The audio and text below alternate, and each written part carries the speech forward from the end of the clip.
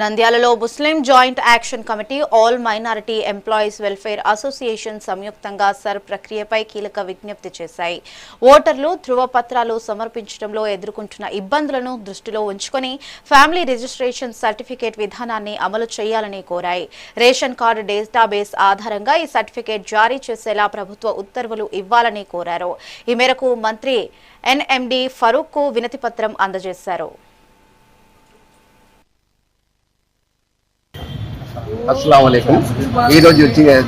आलमेवा जिला कार्यवर्गం తరపున మేము మినిస్టర్ గౌరవ మినిస్టర్ ఎన్ఎండి ఫారూక్ సార్ గారికి Sirivella separate Urdu medium school building completion గురించి ఒక రిప్రజెంటేషన్ ఇచ్చాము, అడిగినాము.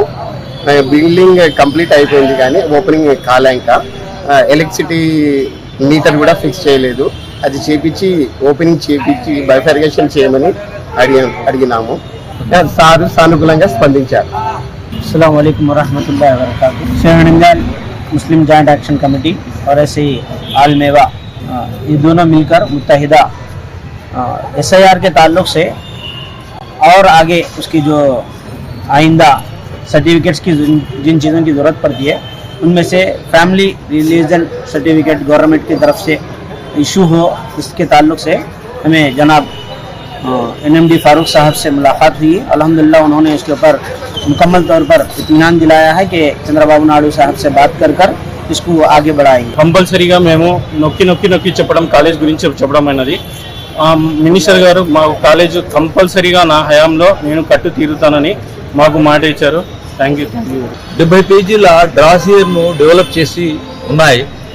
దాని హార్డ్ కాపీని మినిస్టర్ గారికి ఈరోజు ఇచ్చాము.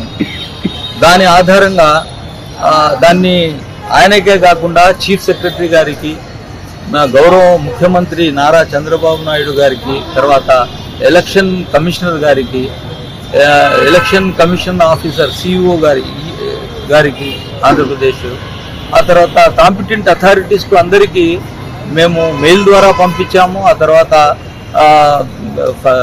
ఈ స్పీడ్ పోస్ట్ ద్వారా కూడా పంపించడం జరిగింది.